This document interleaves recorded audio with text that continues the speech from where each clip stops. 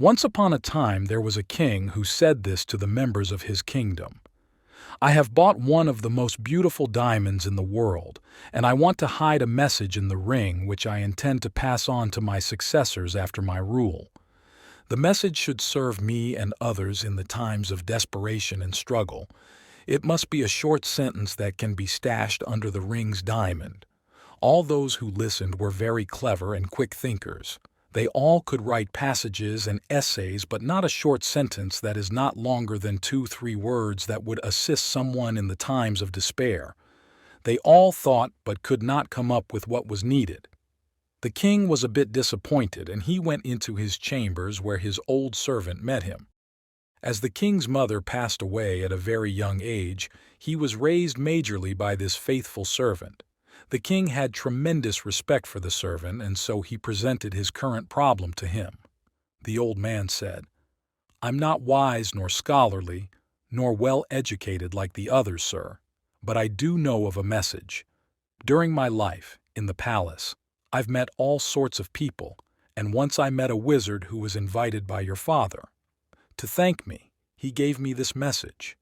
The old servant wrote something on a piece of paper and handed it to the king. "But don't write it," he said. "Keep it hidden in the ring and open it only when you have no other choice." Soon after, the kingdom was invaded and the king started to lose battles. He fled on his horse followed by his enemies. He was alone and his enemies were many.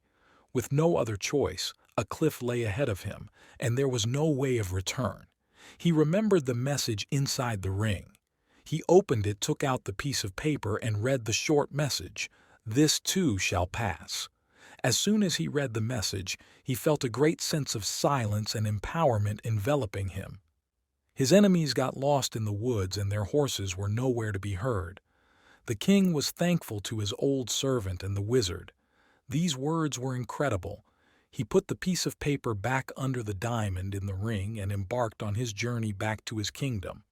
The day he got back to his kingdom, all were feeling victorious.